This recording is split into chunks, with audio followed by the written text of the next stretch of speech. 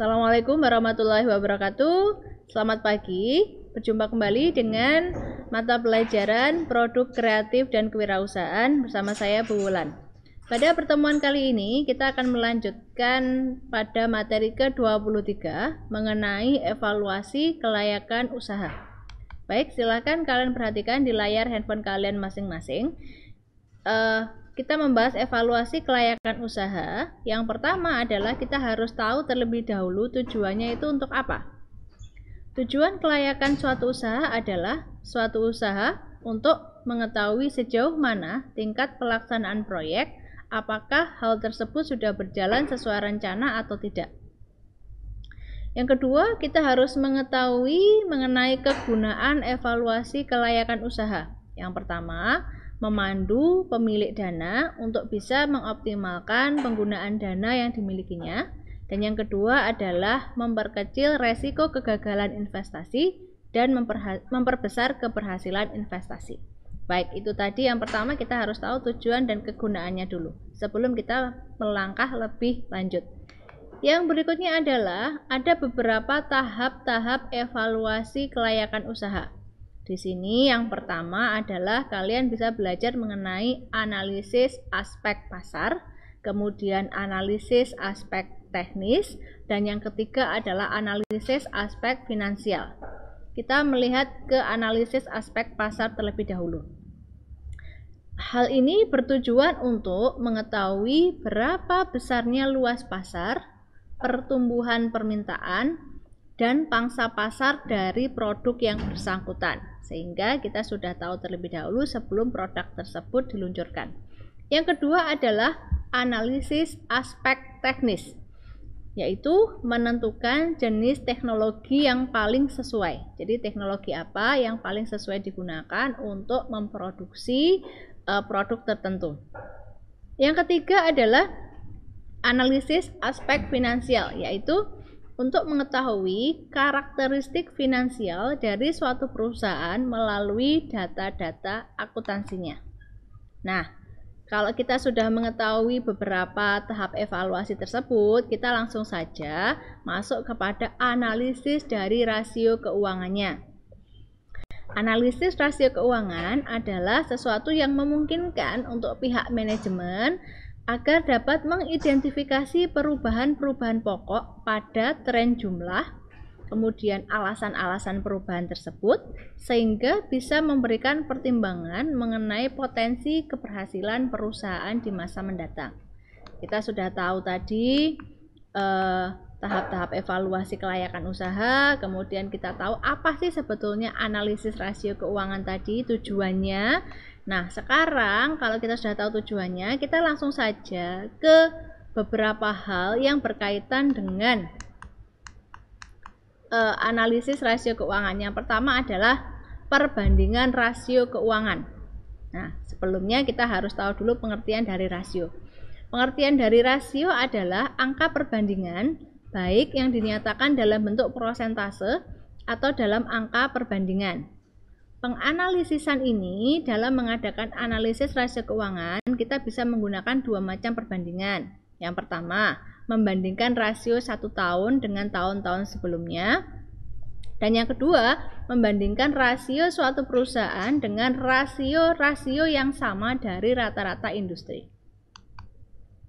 Nah, adapun beberapa jenis rasio keuangan, kita punya 5 di sini. Yang pertama adalah rasio likuiditas, yang kedua rasio solvabilitas, yang ketiga rasio aktivitas, yang keempat rasio rentabilitas, dan yang kelima adalah rasio profitabilitas.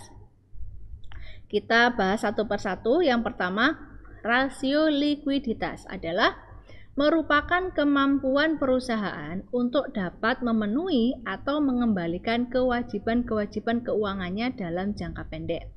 Jangka pendek di sini adalah kurang dari 1 tahun atau maksimal 1 tahun. Yang kedua adalah rasio solvabilitas. Kemampuan perusahaan untuk melunasi semua hutang-hutangnya pada saat jatuh tempo.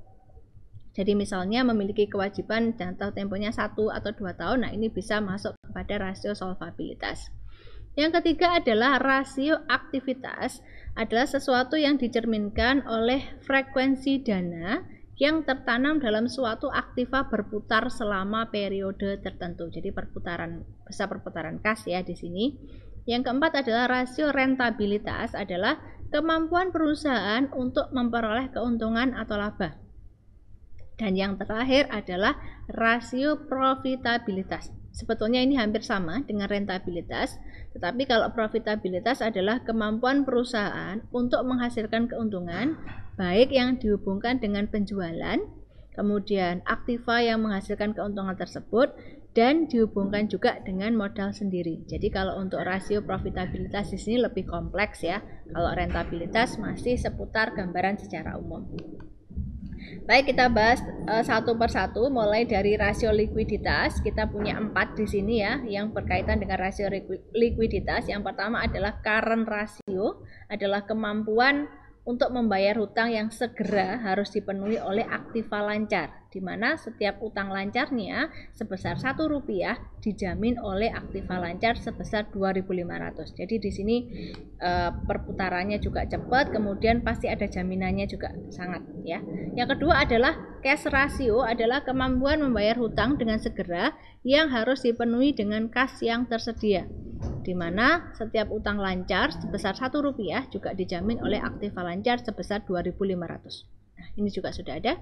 Yang ketiga adalah quick ratio, yaitu kemampuan membayar hutang yang harus segera terpenuhi, di mana setiap hutang lancarnya Rp1 dijamin dengan aset Rp1.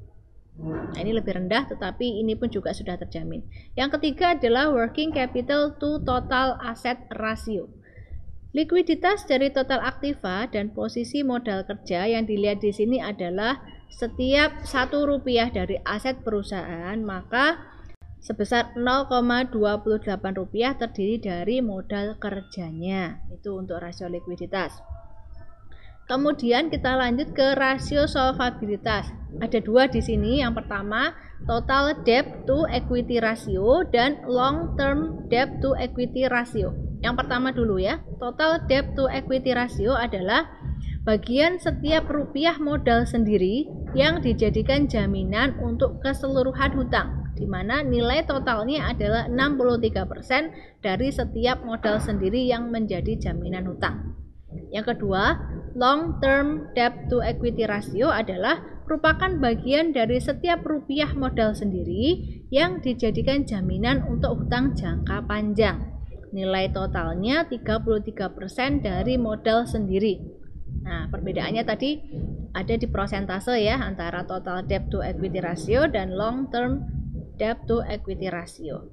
Kita beranjak ke rasio aktivitas. Kita punya 2 di sini. Ada total asset turnover, adalah kemampuan dana yang tertanam dalam keseluruhan aktiva berputar dalam satu periode tertentu, atau kemampuan dana yang diinvestasikan untuk menghasilkan revenue atau keuntungan. Sementara yang kedua adalah working capital turnover, adalah kemampuan modal kerja perusahaan berputar dalam satu periode siklus kas perusahaan.